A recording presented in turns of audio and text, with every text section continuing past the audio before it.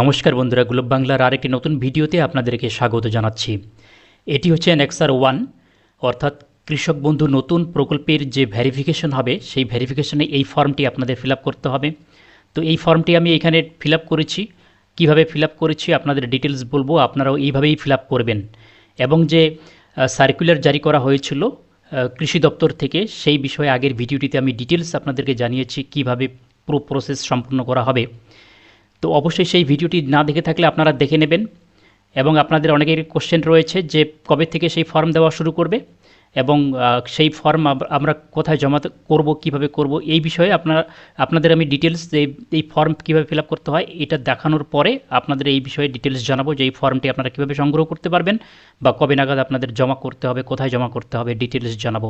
তার আগে এই ফর্মটা আমরা কীভাবে ফিল করব সেই প্রসেসটা আপনাদেরকে দেখে দিচ্ছি। তো অবশ্যই শেষ পর্যন্ত দেখবেন। নতুন দর্শক হয়ে থাকলে চ্যানেলটি সাবস্ক্রাইব করতে ভুলবেন না, ভিডিওটি অবশ্যই লাইক করবেন এবং অবশ্যই শেয়ার করে সকল কৃষক বন্ধুদেরকে জানানোর সুযোগ করে দেবেন। তো বন্ধুরা, এখানে দেখতে পাচ্ছেন যে কৃষক বন্ধু নতুন প্রকল্পের ক্ষেত্র সমীক্ষা ফিল্ড ভেরিফিকেশন এর জন্য যাচাইকরণ form for field verification of. তো এখানে প্রথমে কৃষক বন্ধু কেবি আইডি নাম্বার, এখানে আইডি নাম্বারটা আপনাদের দিতে হবে। তো আইডি নাম্বারটা যদি আপনাদের অনেকের কাছে সেই রিসিপ্ট কপিটা আছে, যখন ফর্ম ফিল করে জমা করেছিলেন সেই রিসিপ্ট কপিতে আইডি নাম্বার আছে। অনলাইনে আপনারা যে কৃষক বন্ধুর ওয়েবসাইট রয়েছে সেখান থেকে আইডি বের করতে পারবেন। যদি বের করতে না পারেন কমেন্ট করে জানাবেন, নেক্সট ভিডিওতে আমি আপনাদেরকে দেখিয়ে দেবো কীভাবে আইডি নাম্বারটা বের করবেন। এবং এখানে সিরিয়াল নাম্বার দিতে হবে, অর্থাৎ আপনি যে কেবির যে লিস্ট রয়েছে ওয়েবসাইটে সেখানে আপনার কত নম্বর সিরিয়ালের নাম রয়েছে সেই সিরিয়াল নাম্বারটা যদি জানেন তাহলে দেবেন, না জানা থাকলে আপনারা ফাঁকা রেখে দেবেন। যখন জমা করবেন সেই ফিল্ড অফিসার যারা থাকবেন তারা বলে দেবেন কিভাবে সেটা করতে হবে।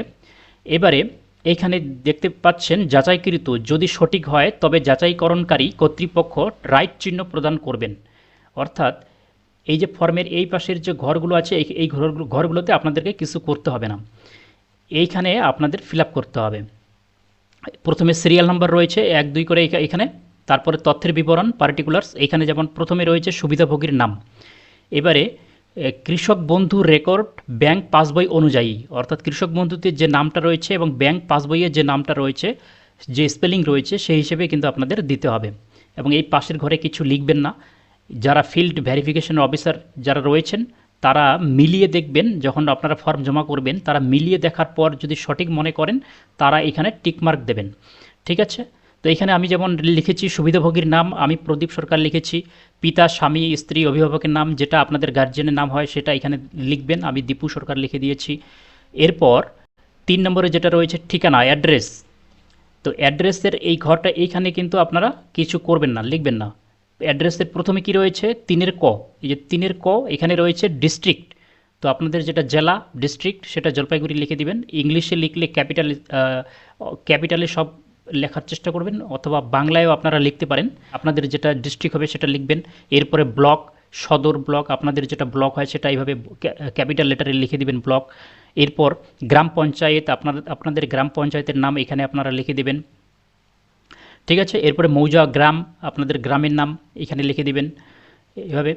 তো এরপর রয়েছে সুবিধাভোগীর বিবরণ বেনিফিশিয়ারি ডিটেলস, অর্থাৎ যার নামে এই যে প্রদীপ সরকার আমি লিখেছি তার এখানে ডিটেলস হবে।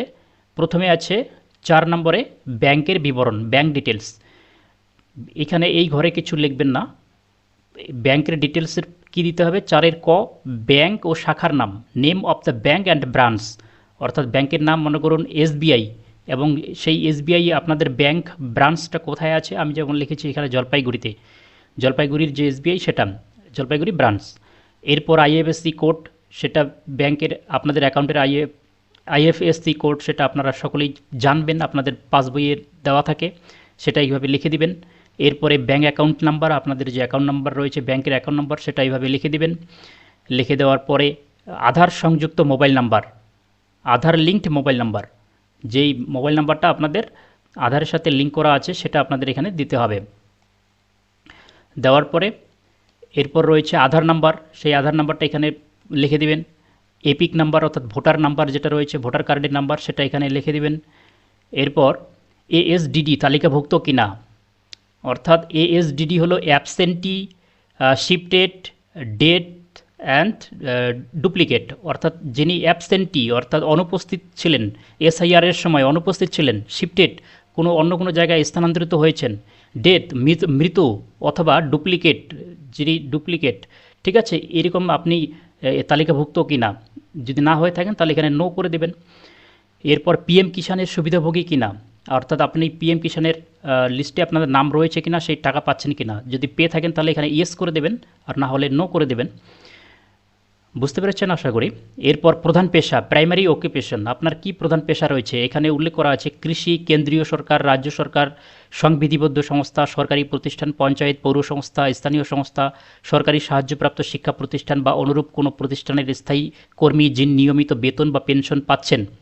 তো যেহেতু আপনি কৃষক, যদি হয়ে থাকেন মেইনলি কৃষক, এখানে ফার্মার লিখে দেবেন, ঠিক আছে। বা অন্য যদি কেন্দ্রীয় রাজ্য সরকারি চাকরি যে পেশায় রয়েছেন সেটা কিন্তু এখানে লিখে দিবেন, কারণ এখানে ফিল্ড ভেরিফিকেশন হবে, ভুল তথ্য দেওয়ার কোনো জায়গা নেই, ঠিক আছে। এরপর আপনাদের জমির বিবরণ, ল্যান্ড হোল্ডিং ডিটেলস, এই ঘরে কিছু হবে না। ল্যান্ড হোল্ডিং ডিটেলস, জমির বিবরণে প্রথমে রয়েছে জেএল নাম্বার, এভাবে আপনার খতিয়ানের যে জেএল নাম্বার রয়েছে সেটা এখানে লিখে দেবেন। তারপরে খতিয়ান নাম্বারটা এখানে যত আপনাদের খতিয়ান নাম্বার সেটা এইভাবে লিখে দেবেন। দাগ নাম্বার প্লট যেটা রয়েছে, যতগুলো দাগ নাম্বার রয়েছে সেগুলো এইভাবে পরপর লিখে দেবেন আপনারা আপনাদের দাগ নাম্বারগুলো।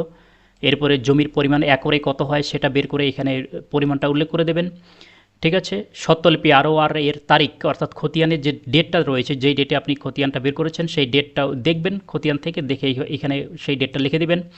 এরপরে জমির দখলের ধরন, অর্থাৎ ক্রয় কিনেছেন আপনি উত্তরাধিকার সূত্রে নামজারি, অর্থাৎ দাদু বা পিতার সূত্রে, নাকি হস্তান্তর অন্যান্য যেটা হয় সেটা যদি কিনে থাকেন তাহলে এখানে পারচেস লিখে দেবেন। উত্তরাধিকার হলে উত্তরাধিকার লিখে দেবেন, ঠিক আছে। আয়কর প্রদানকারী কিনা, ইনকাম ট্যাক্স দিয়ে থাকেন, যদি দিয়ে থাকেন তাহলে ইয়েস, না হলে নো করে দেবেন। এখানে খ নম্বরে যেটা রয়েছে সেটা আপনারা দেখতে পাচ্ছেন এখানে, স্বামী অথবা স্ত্রীর ডিটেলস, অর্থাৎ যিনি হাজব্যান্ড ছিলেন, কৃষক যেহেতু হাজব্যান্ড ছিলেন তাহলে এখানে তার স্ত্রীর ডিটেলস দিতে হবে। 13 নম্বরে স্বামী অথবা স্ত্রীর নাম, তাহলে এখানে নেম অফ দ্য স্পাউস, এখানে স্ত্রীর নাম হবে, যেমন আমি পূজা সরকার দিয়েছি। এবারে ব্যাংকের বিবরণ, অর্থাৎ পূজার যিনি রয়েছেন সরকার তার ব্যাংকের বিবরণ, অর্থাৎ এই যিনি কৃষক ছিলেন তার স্ত্রীর এখন ডিটেলস এখানে দিতে হবে। প্রথমে ব্যাংক এবং শাখার নাম যেটা হবে সেটা দিয়ে দেবেন, আমি পিএনবি যেভাবে দিয়েছি। IFSC কোড এখানে দেবেন, ব্যাঙ্ক অ্যাকাউন্ট নাম্বার এখানে দিতে হবে, আধার সংযুক্ত মোবাইল নাম্বার এখানে দিতে হবে। এরপর আধার নাম্বার দিতে হবে এখানে, এপিক নাম্বার, ভোটার নাম্বার এখানে এইভাবে লিখে দিবেন। KBN এর সুবিধাভোগী কিনা, অর্থাৎ তিনি, আপনার যে স্ত্রী রয়েছেন তিনি কৃষক বন্ধুর টাকা পাচ্ছেন কিনা সেটা এখানে, যদি পেয়ে থাকেন তাহলে ইয়েস করবেন, না পেয়ে থাকলে এখানে নো করে দেবেন। ASDD তালিকাভুক্ত কিনা, অর্থাৎ থাকলে নো করে দেবেন। পিএম কিষাণের সুবিধাভোগী হয় কিনা, পিএম কিষাণের টাকা পাচ্ছেন কিনা উনি, যদি না পেয়ে থাকেন তাহলে নো করে দেবেন, যদি পেয়ে থাকেন তাহলে এখানে এইভাবে ইয়েস লিখে দেবেন। এরপর প্রধান পেশা, অর্থাৎ কৃষকের স্ত্রীর পেশা যদি কিছু না করে থাকে তাহলে হাউস ওয়াইফ, অর্থাৎ বাড়ির মহিলা কাজ, ঠিক আছে। তো এখানে এইভাবে হাউস ওয়াইফ লিখে দেবেন, এবং যে পাশের ঘরগুলো এখানে কিছু করতে হবে না, যারা ভেরিফিকেশন করবেন তারা চেক করে টিকমার্ক দিয়ে দেবেন। এইখানে শেষে দেখতে পাচ্ছেন অঙ্গীকারপত্র, বলা রয়েছে আমি এই মর্মে সজ্ঞানে ঘোষণা করছি যে উপরিক্ত প্রদত্ত সকল তথ্য আমার জ্ঞান এবং বিশ্বাস অনুযায়ী সম্পূর্ণ সত্য এবং সঠিক। পরবর্তীকালে কোনো যাচাইয়ে প্রদত্ত মিথ্যা বা বিভ্রান্তিকর প্রমাণিত হলে প্রচলিত আইন এবং বিধি অনুযায়ী সরকার আমার বিরুদ্ধে প্রয়োজনীয় আইনানুগ ব্যবস্থা গ্রহণ করতে পারবে, এবং কৃষক বন্ধুর নতুন প্রকল্প অথবা সরকারের অন্য কোনো অনুরূপ প্রকল্পে আমার প্রাপ্যতা বাতিল করা যেতে পারে। আমি আরও ঘোষণা করছি যে আমার এবং আমার স্ত্রীর বা স্বামীর আধার নাম্বার উভয়েরই পূর্ণ সম্মতিক্রমে প্রদান করা হয়েছে, এবং সরকারি এই বিভিন্ন প্রকল্পের সুবিধা প্রদান ও প্রয়োজনীয় যাচাইকরণের উদ্দেশ্যে সরকার এই আধার সংক্রান্ত তথ্য ব্যবহার করতে পারবে। সুবিধাভোগীর স্বাক্ষর, অর্থাৎ যিনি বেনিফিশিয়ারি তার এখানে সিগনেচার হবে, যেমন আমি প্রদীপ সরকার কৃষক, তার প্রদীপ সরকার এখানে তিনি সিগনেচার করেছেন, ঠিক আছে। এরপর এই যে শুধুমাত্র দাপ্তরিক ব্যবহারের জন্য ফর অফিসিয়াল ইউজ, এখানে আপনাদের কিছু করতে হবে না, যিনি অফিসার থাকবেন তিনি এখানে সিগনেচার করবেন। এরপর এই যে প্রাপ্তি স্বীকার পার্টটুকু দেখতে পাচ্ছেন অ্যাকনোলেজমেন্ট, এই পার্টটুকু আপনাদের এখানে স্ত্রী শ্রীমতী আপনার নাম লিখে রিসিপ্ট ভেরিফিকেশন ফ্রম, এখানে owner serial number KB ID number লিখে এবং এখানে সিগনেচার করে এই পার্টটুকু আপনাদের ছেড়ে দেবে, এবং এটা আপনাদের রেখে দিতে হবে। এবারে অনেকেই জানতে চাচ্ছেন যে কবে আমাদের কবে ফর্ম দেবে এবং কিভাবে সেই ফর্ম আমরা জমা করব। তো আবেদন ফর্ম দেওয়ার নির্দিষ্ট তারিখ কিন্তু নির্দিষ্ট করে তারিখ বলেনি, কিন্তু যে নির্দেশিকা ছিল, যে সার্কুলার ছিল, সেখানে 4 সপ্তাহের করা নির্দেশ দেওয়া হয়েছে।